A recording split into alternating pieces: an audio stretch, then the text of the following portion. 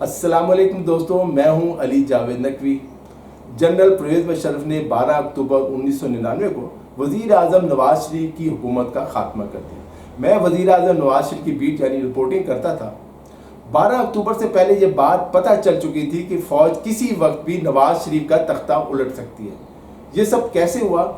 اس پر اس وقت 24 سال پہلے کتاب لکھی تھی اور فوج آ گئی۔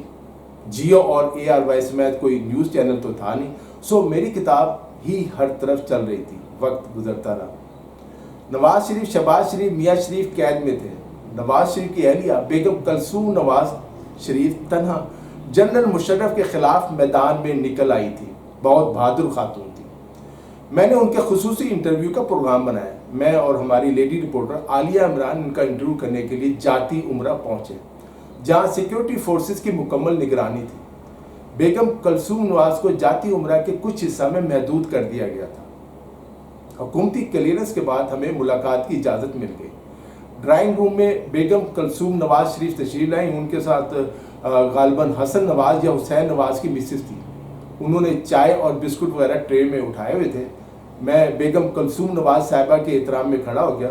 جب تک وہ نہ بیٹھی میں بھی نہ بیٹھا۔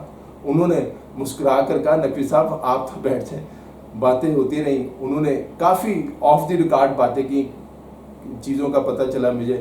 پھر باقاعدہ انٹرویو شروع ہوا، سخت سوالات بھی کیے۔ میں نے یہ بھی پوچھا کہ کبھی آپ نے سوچا تھا کہ آپ کے ساتھ یہ سلوک ہوگا؟ بیگم کلثوم نواز شریف کے چہرے پر ہلکی سی مسکراہٹ آئی اور بولی، میں نے تو کبھی خاتون اول بننے کا بھی نہیں سوچا تھا۔ اللہ کی آزمائش ہے، یہ وقت بھی گزر جائے گا۔ میرے اندر اس وقت ان کے لیے کافی ہمدردی تھی۔ وہ مشکل میں گھری خاتون تھیں جو اپنے شوہر اور خاندان کو بچانے کی کوشش کر رہی تھی۔ میں نے ان سے کہا، مجھے بتائیں میں آپ کے لیے کیا کر سکتا ہوں؟ انہوں نے کہا، کچھ نہیں، سب کچھ ہے۔ میں نے پھر کہا، نہیں آپ مجھے بتائیں، میں آپ کے لیے کچھ کرنا چاہتا ہوں۔ سچی بات تو یہ ہے، مجھے بھی معلوم نہیں تھا میں ان کے لیے کیا کر سکتا ہوں۔ میں تو خود ایک عام آدمی تھا، میرے پاس تو کوئی اختیار بھی نہیں تھا۔ بہرحال انہوں نے کچھ دیر سوچا اور بولی، پھر آپ میرا ایک کام کر دیں۔ میں نے کہا، جی بتائیے۔ انہوں نے کہا کہ آپ میرا ایک پیغام پہنچا دیں۔ میں نے کہا کہ کیا پیغام اور کس کو؟ بیگم کلثوم نواز شریف بولی، آپ راجہ ظفر الحق، جماعت اسلامی کے امیر قاضی حسین احمد اور روزنامہ نوائے وقت کے چیف ایڈیٹر مجید نظامی کو پیغام پہنچائیں کہ وہ ہمارے لیے جنرل پرویز مشرف سے بات کریں۔ میں نے ان کا پیغام غور سے سنا، ان سے وعدہ کیا کہ میں یہ پیغام پہنچا دوں گا۔ انٹرویو مکمل ہو گیا تھا۔ واپس دفتر جیل روڈ لاہور آ گئے۔ ہمارے چیف ایڈیٹر جنید سلیم صاحب تھے جو اس وقت سینئر اینکر پرسن ہے۔ یہ انٹرویو اور خبریں بڑی تفصیل کے ساتھ شائع ہوں۔ میں نے مسلم لیگ نون کے رہنما راجہ ظفر الحق، جماعت اسلامی کے امیر قاضی حسین احمد اور مجید نظامی کو ٹیلی فون کیا اور انہیں فوری طور پر بیگم کلثوم نواز شریف کا ذاتی پیغام پہنچایا۔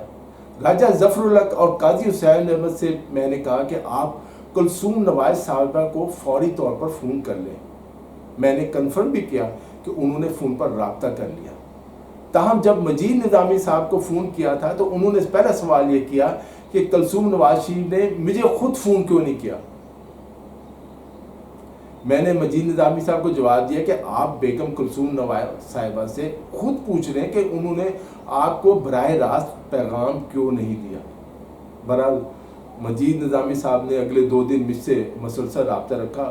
بعد میں انہوں نے پیشکش کی کہ یا تو روزنامہ نوائے وقت کے لیے سیاسی رپورٹنگ کروں یا سیاسی کالم لکھا کروں۔ بہرحال میں نے پھر بحیثیت رپورٹر نوائے وقت جوائن کر لیا۔ بعد میں مجید نظامی صاحب نے اپنے ہفتہ روزہ ندائے ملت کا ایڈیٹر بھی بنا دیا۔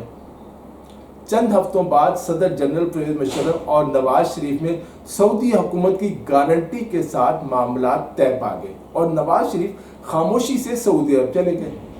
اسی دوران مجھ سے ایک ادارے نے رابطہ کیا کہ آپ کی تحریر جنرل پرویز مشرف پڑھتے ہیں اور وہ ملنا چاہتے ہیں۔ مجید نظامی صاحب کی اجازت سے یہ ملاقات ہوئی۔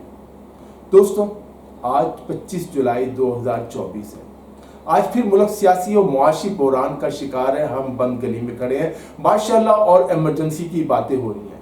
اس پر میں آپ کو اپڈیٹ کرتا رہوں گا. آج کے لیے اتنا ہی. علی جاوید نقوی کو اجازت دیجیے. اپنا خیال رکھیے گا. خدا حافظ.